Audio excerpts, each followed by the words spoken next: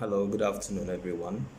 Um, I want to welcome you to this periodic session where we delve much into a lot of discussion in relation to IELTS, PTE, and recently we added CBT for those of us who sent us a message that you would want to know more about CBT.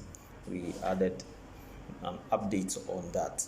So today, as we normally do and as we usually do, we are going to have some topical discussions on some very most important things that I believe will help us when it comes to those of us who are preparing for the IELTS test, those of us who are confused about what the IELTS is all about, and then some of us who also want to, sometimes you don't know what to do when it comes to the IELTS, and you don't even know what to do, especially with our nurses, who you would want to make a move, but then because of some confusion, maybe some misconception somewhere, you get to have this kind of confusion where you wouldn't have much information. So that is the purpose for this live session most of the time, so that we provide some information on what we know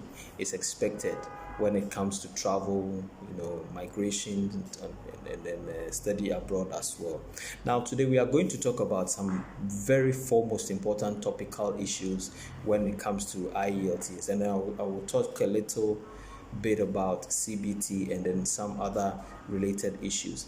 But then today we are going to talk about the common mistakes in IELTS listening and then writing task 1. Now, most people see task 1 as like somehow like a bedrock where we all hit it, and then it becomes so much confusing. So you don't know what to do when it comes to listening task 1. So we are going to talk more about it. We're going to open certain things up for all of us who would want to know what is entailed in the task 1, what you are expected to do, what you are not expected to do, things that will open your mind up when it comes to the listening test and the writing test of the IELTS. That's what we are going to talk about. Now, the next one is that I'm going to create some platform where each of us will have the chance to ask a question, or if you have any confusion that you want to clear, you can bring it up. And then we also talk about some most important tips in paraphrasing, because when it comes to writing task 1 and task 2, the most important part of it is paraphrasing, and it is very important that we get to know the right way of paraphrasing. It is not only all the time that we look at the text and then we start doing anything anyhow. At least we have to do the right thing at the right time and then in the right place. Passing IELTS isn't about your ability to write. Even if you have a very good handwriting, doesn't make you pass. But then you will have to know certain most important things. Now, I've been encountering some questions from some of you that people would want to know the difference between English proficiency from our various universities. Sometimes when you are applying for school, you'll be required to provide some form of a proficiency in English from your university that you attended. So people are kind of confused about what the English proficiency from our various school is and what the IELTS is, because sometimes people will feel or people think that IELTS performs the same function as the proficiency in the letter that we get from our schools. So we are going to clear all of that, and then finally we'll talk about the CBT tutorials that we have in Links, and then I'll really be happy if you can share, or you can just invite someone to join in, so that at least this very, very vital information can reach a lot of people. Now, one other thing is that I also talk a little bit about the mock exam that we organize here in Links. Seriously, a lot of people have benefited from this mock test. So we will talk about it in these few moments that I have with you.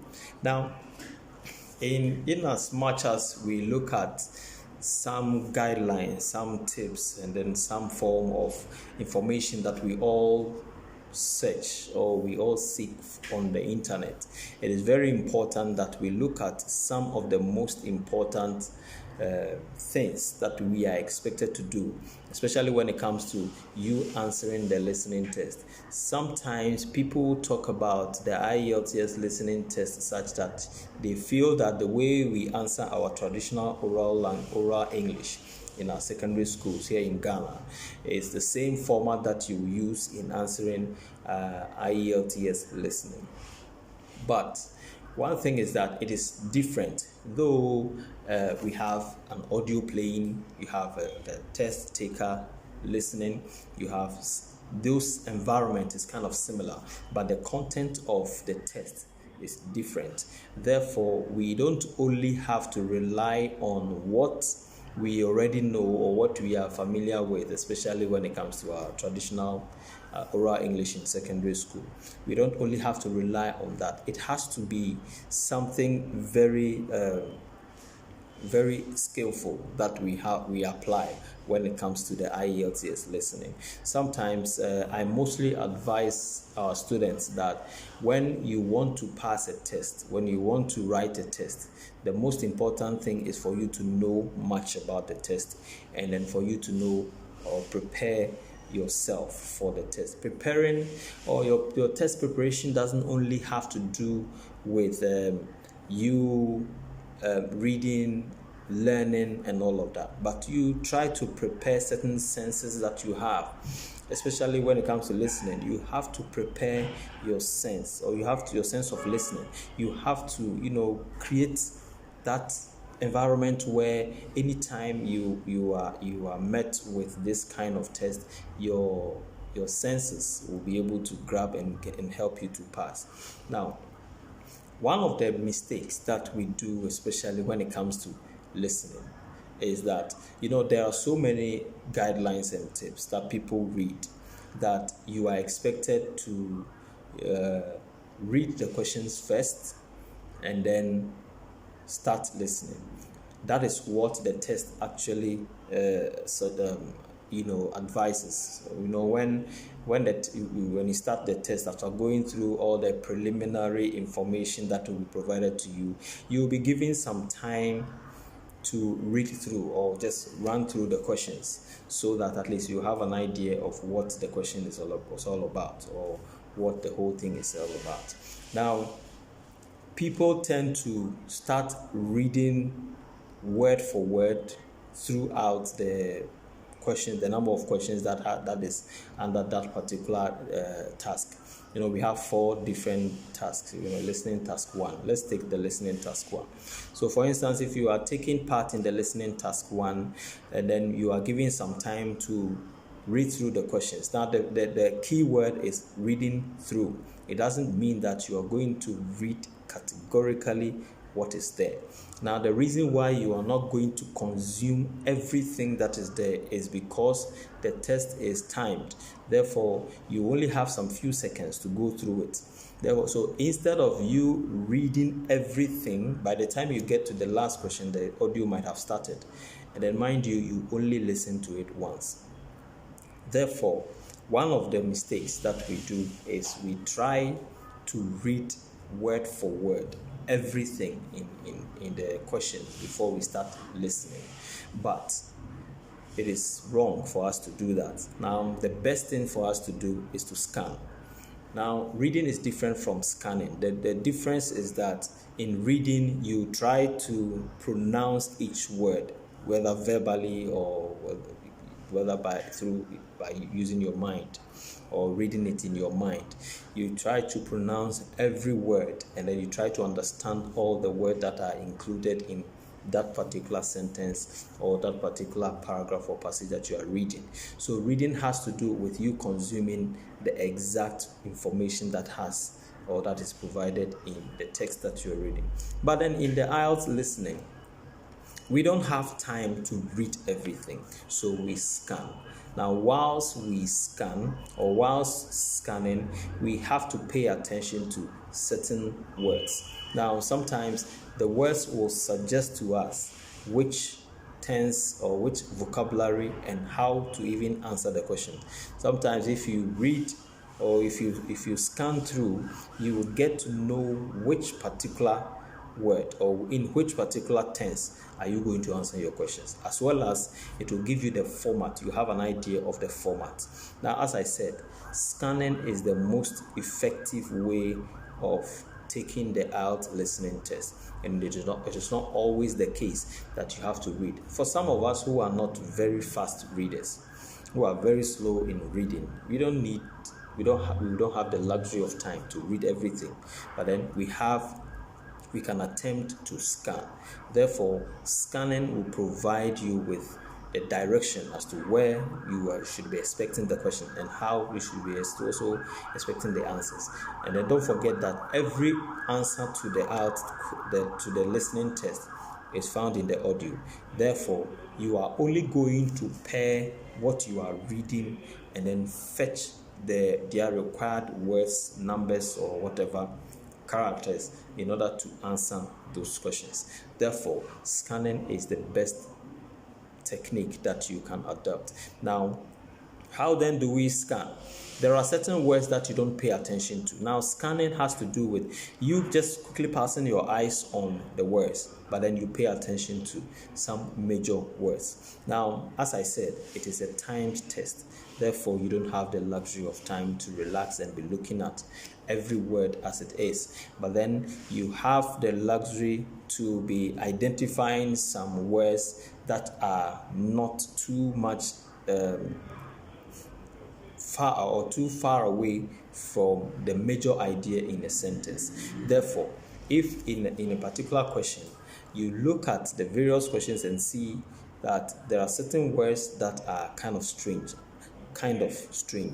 then it means that those words are the related words that could give you an idea of how to answer the questions. Now, as I said, when you scan, there are three things that you have to look at.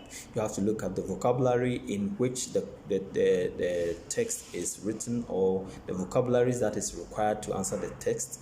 You have to also look at the tense within which the sentences or the question is, as well as the options, that is, if there are. And then you also have to look at how you are going to answer the questions. Now, answering the questions is the most important part of the listening test, or of even the general IELTS test. Therefore, you have to pay attention to how you are going to answer the questions. Now, when you are left to quickly scan through, sometimes, in listening, you will have, pick some options, so, like a multiple choice kind of question. Sometimes you have a feeling and all of that.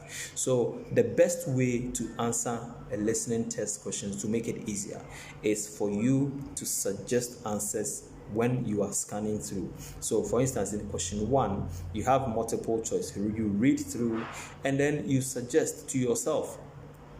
Before you even transfer the answers onto the answer sheet, you suggest by selecting answers. Now, if it is filling, you suggest a word or you guess a particular word which you think will fill or will fit the particular sentence. But then, whilst you suggest that, you make an asterisk on that particular word, or you just make a sign to draw your attention to it that this particular word was a suggested word, before you even start listening to the audio.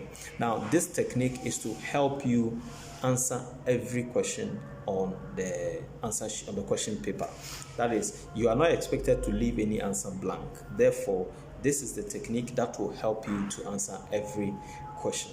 Now, when it comes to the listening task 1, now most of the time the listening task 1 is kind of easier than the task 2, because it is twice what is expected of you in task 1, which is in task 2. Therefore, you say the task 1 is kind of easier. Now, most people do not paraphrase. Now, once the question is given to you, there is a description to whatever diagram that you are answering. In task 1, writing task 1, you are expected to answer questions on diagrams. So in the question, you will have a description to what you are about to describe, what you are about to answer. Now, this provides us with our introduction, but most people decide to do or write their own introduction when it comes to the task 1. Now, it is good that you can decide to do your own introduction in a different form, but the easiest, fastest, and the best way is for you to paraphrase what is being described, or the preliminary text that is describing the diagram. So for instance, if you have this diagram or this graph or this map shows this and this and this, you pick the whole statement, then you paraphrase it. I will talk about how to paraphrase, the simple way of paraphrasing. Then you paraphrase. Now, for those of us who this word may be a new word to you, paraphrasing is a way of changing different or replacing different words with a particular other words in a sentence, but then maintaining the main idea in the sentence. That is paraphrasing. You change the words, but the ideas remain the same. Now, that becomes the first part of your introduction. Now, sometimes people say, okay, so now that I have paraphrased, then that becomes my introduction. No, that becomes the first part of your introduction. Paraphrasing always forms the first part of your introduction. But how do you get the second part of the introduction? That depends on your ideas when you studied the diagram. So what you think about the diagram, what you see the diagram to be, how you perceive the diagram becomes the second part of the paraphrasing, which becomes the whole introduction. So the first part is paraphrasing, then your idea about the diagram which is given becomes the second part of the introduction. So even if your paraphrasing forms just one sentence, and then your ideas or how you see the diagram in the task 1, writing task 1, will add up to become your introduction, because in as much as you are paraphrasing, you should also provide some level of ideology when it comes to how you perceive the diagram. So that is how you do it. Most people think that paraphrasing becomes the final introduction for your write-up, but after paraphrasing, which is the easiest and which is the simplest, because IELTS, they provide us with an easy way of introducing our write-up. So that becomes the opening part of your introduction. But what about the closing?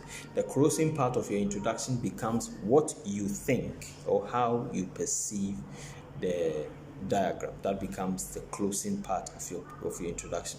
Then you can have a full introduction to your text. Then you come down to your first paragraph where you talk about the overview, second part where you talk about you provide some form of a detailed description of it, and then you come to the last paragraph, either a summary or you end your write-up. So it is very important that you don't only select the description of the graph, you paraphrase, and that will be all.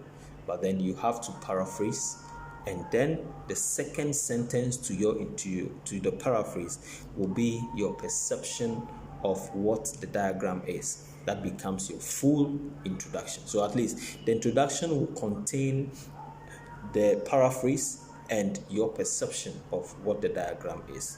These are the two things that compose or that come together to form an introduction, a very good introduction for that matter.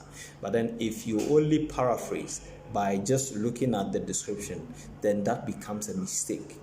Or I wouldn't say a mistake, but then it becomes somehow a shallow level of description or a shallow level of introduction to a particular writer. Your introduction should describe the whole, or should introduce or should tell us what you are going to talk about. That is the introduction. So it is not just the paraphrasing, but then your perception, your idea, or how you look at or see, or your ideas about the the task 1 or the diagram that is given to you in the task 1. That is what you are expected to do. Now, we are talking about paraphrasing, but then let's look at how are we going to paraphrase? What is the simplest way? How do we even paraphrase a text? Now, the reason for paraphrasing is for us to have some form of freedom in our minds and not to have a lot of pressure or to put a lot of pressure on our thoughts, because we are going to think so much into the other paragraphs. Therefore, paraphrasing is the easiest way, at least to help us to relax our mind when it comes to our write-up. Now, the first thing that we do is we look at the major, there are certain words that you cannot change, certain characters in a text that you cannot change. Something like a figure. If you have a figure, you cannot change, you cannot paraphrase a figure. You cannot paraphrase a name, because you cannot paraphrase Achilles and then use a different name to replace Achilles. You cannot do that. So first, before you can start paraphrasing, identify all the words, all the text in the sentence which you cannot paraphrase. And then words like there, is, are, and all of that, you cannot also paraphrase that. But then the first step that you have to do is you underline all the words or the text that is found in the sentence or in the description that you cannot paraphrase. So for instance, the diagram below or the graph below describes or shows how Americans did this and this and this with Japanese. Now you have Americans, you have Japanese. These two names, you cannot paraphrase it. I don't know whether maybe there's a new term that is going to describe or that is going to have a description for Americans and Japanese. So when you are paraphrasing, you only have to read through, look at the sentence, underline the various words or text or characters in the whole sentence or paragraph. Now, that you cannot change. Now, because what we are going to do, paraphrasing has to do with us changing or replacing the original words with different ones to make the same meaning. Now, these words that we cannot change will still maintain the ideas in the sentence. Now, then we come to the words that we can change. We come to the words that we can change. That is where we should, as we are preparing for the test, we should build our vocabulary such that we can have a synonym to every word. We can have an antonym to every word. We can have an expression to describe every word. Okay, not every word per se, but then we should build our mind such that we will have a lot of words to replace other words. So for instance, the diagram below shows. Now let's pick the diagram below shows. Now we want to paraphrase the diagram below shows. Now, in this statement that I have just said, there is no word in it that cannot be changed. Every word can be changed. Now somebody will say, how do we replace, what is the synonym for there? We can take it away and then replace it with something else, a different word, where the word will still mean the same. It's not a particular word that can have the same synonym as other words. But then we can start with a different word, but not there. So when you look at the diagram below shows, it means that we can have several words to replace all of these words that are in the phrase that I've just stated. The diagram, we can have the diagram, a figure, a chart. We can look at a picture. We can look at what it is. If it is a map, we look at the map. If it is a pie chart, we can use the pie chart to describe it. We can use exactly what the diagram is to replace the word diagram. So now the diagram below shows. Now below, we can use so many words to also replace below. We can have beneath, we can have following, we can have several words to replace below. So the diagram below, now we know that we can have a word like the picture below, the chart below, whatever it is. And then when it comes to below, we can have beneath, or in the following, and all of that. We can use words to replace it. Now when we come to shows, the diagram below shows has to do, we can have a word like illustrates, depicts, and all of that, demonstrates, and all of that. We can use words like that. So the basic technique of paraphrasing has to do with your ability to pick a word, change the format of the word, and replace it with a different word. Then that becomes your paraphrasing. So it is not always that you have to. Some people use the same words in the sentence, but then they will rearrange it. That is also a way of paraphrasing. But then you have not actually paraphrased a word, but you have only rearranged.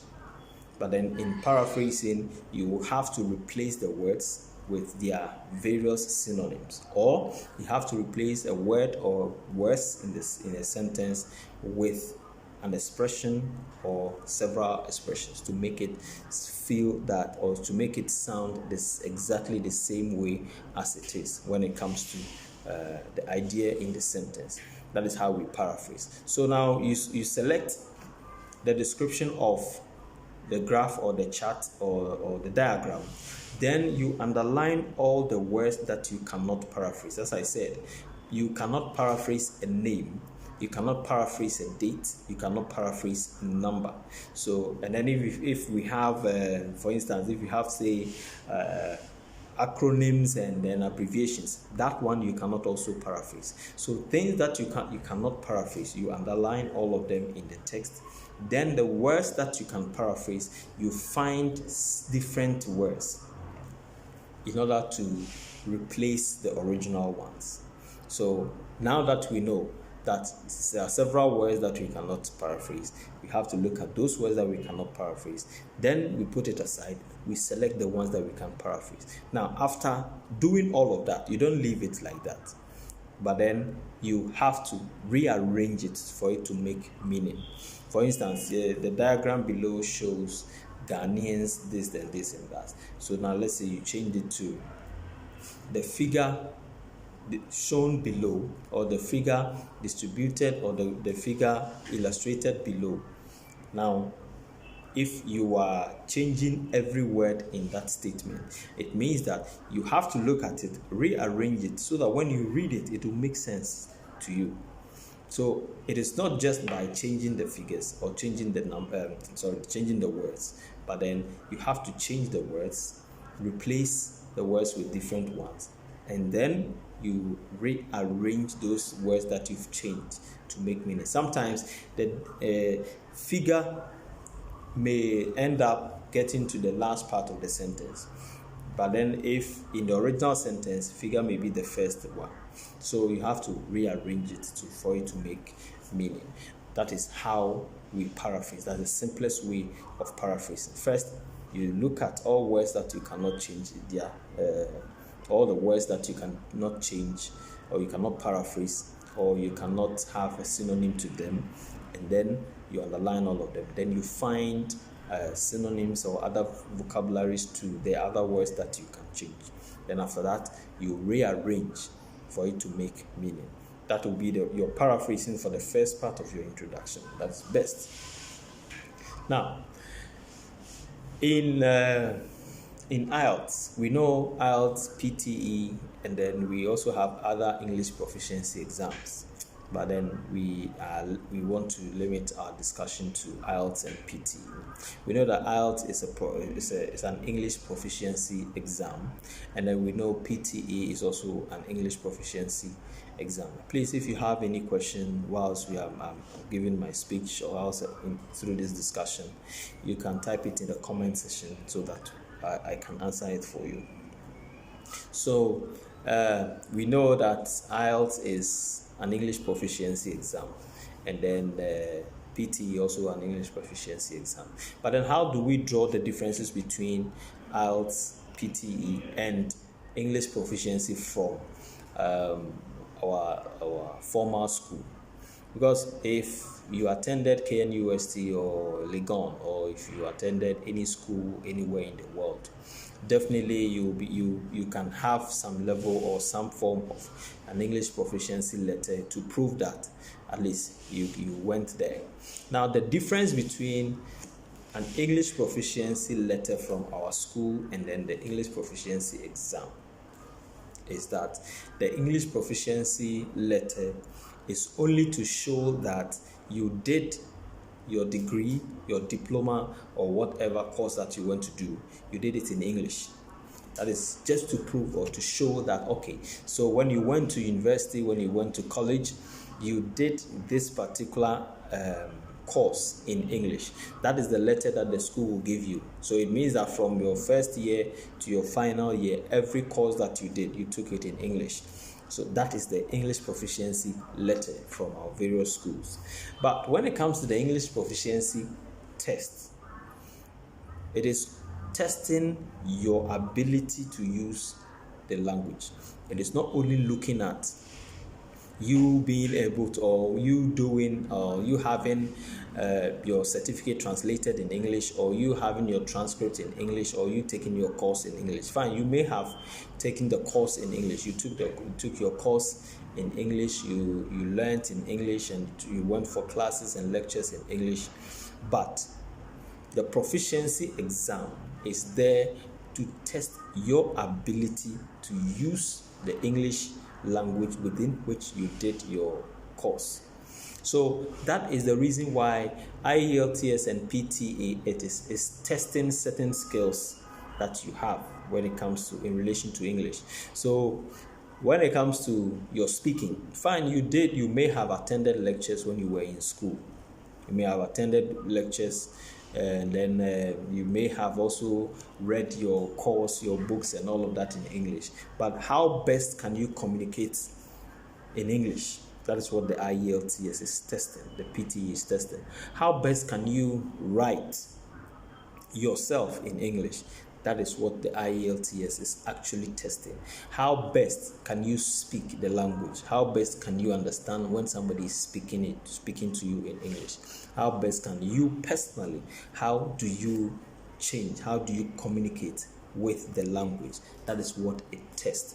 But when it comes to the letters that we get, all those proficiency letters that we get from our various schools, those ones are just to show that, okay, so in this particular university, we lecture or we teach in English. In this university, all our courses are taught in English. But then our students' proficiency, your ability to use the language is not in that letter. Your ability is measured based on the English proficiency exam that you will take part. And then one of them is the IELTS and then the PTE. So the difference between English proficiency from our universities or our schools and then English proficiency exams is that the ones from our school is only, the school is just defending itself. Okay, so we teach in English. So he also attended or she also attended this school. Therefore, he or she has been taught in English. But the English proficiency, which is the IELTS and PTE, is going to measure whether that communication that you did or that communication that you had in English when you were in school, whether you yourself can prove it. So it is up to you to go through certain things or go through the test in order to show that you have actually have command over the language that you were taught or the language that you took your courses in. So that is the difference. You don't only say, or somebody said that, okay, but I got an English proficiency letter from my school. Why would I need PTE?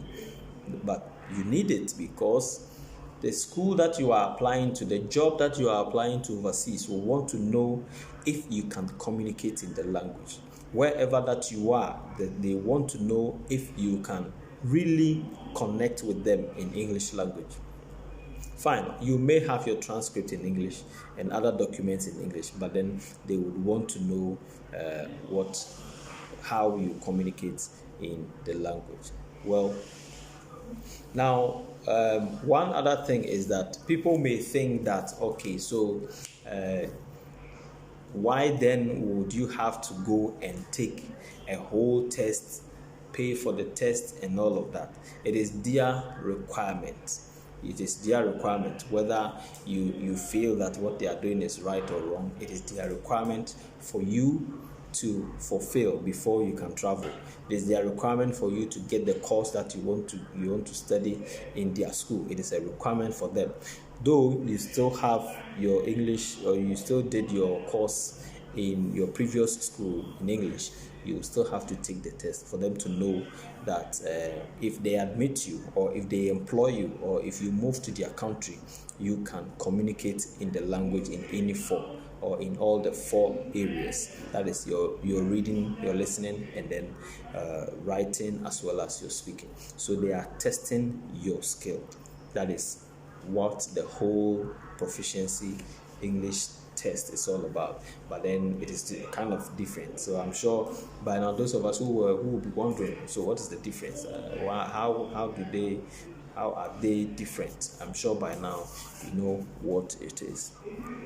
Now, this is the last element that I want to talk about. The last thing that we want to talk about today is the CBT tutorials, as well as the CB test. You know, CB test is limited to health workers. So those of us who are nurses, I wish I was a nurse anyway. So those of us who are nurses, you have the chance to take the CB test and then use your documents, apply for a job in UK, New Zealand, Australia, and Canada as well. So taking the CB test mostly is required when you want to move to UK. So if you want to register with NMC UK, that is where you will need the CB test. That is the computer-based test. Now that test, God being so good, Links here in Links, we have 3 weeks tutorials for anybody who would want to take the test. We take you through the NMC code, we take you through the blueprint, we take you through the numeracy in doses and all of that. So definitely you have a major idea of what the test is all about. You have the whole requirement of the test when you join our CBT tutorials. Now, we will not only take you through the process, we will also provide you with several study materials. For instance, we'll give you a document, a practice test, some various questions where you can practice at the comfort of your homes. And then even when you come here, we still have some practice discussions that we have when it comes to the CB test. So you can join us anyway. We are in Accra and Kumasi, and wherever you are in the world, we still provide you with online tuition where it is as interactive as in person. We will still have that form of that connection, as if you are here with me, as if you are here with us. So definitely, whatever that you do, definitely you can select either online or in person. And as I said, we will still provide you with several materials which will give you an idea of what you are expected, or what you are to expect when it comes to the CB test. We will also assist you with NMC registration as well. So basically, this is all that we want to discuss. And then please, as I said, if you have any form of questions, you can bring it up, type it in the comment section, and then I will answer you. Yes, Mami Binewa, I can see you are kind of worried about the English proficiency kind of thing. But don't worry, it is a requirement that you are expected to meet. Fine, you wrote the exams in English, you attended lectures in English, you did everything in English, but then they want to know how you yourself will communicate in it. So, well, it is, though sometimes People may say it's not fair, but I think it's fair for them to test your ability to use the language. Now, one other thing that I would want to talk about is the IELTS mock exam. Now, we do organize mock tests for anyone who would want to test him or herself. Maybe you have studied yourself, you stayed home, you studied by yourself, but then you want to really know whether what you have studied has prepared you enough for the test. Therefore, you want to try yourself. We have the mock exam where you can come.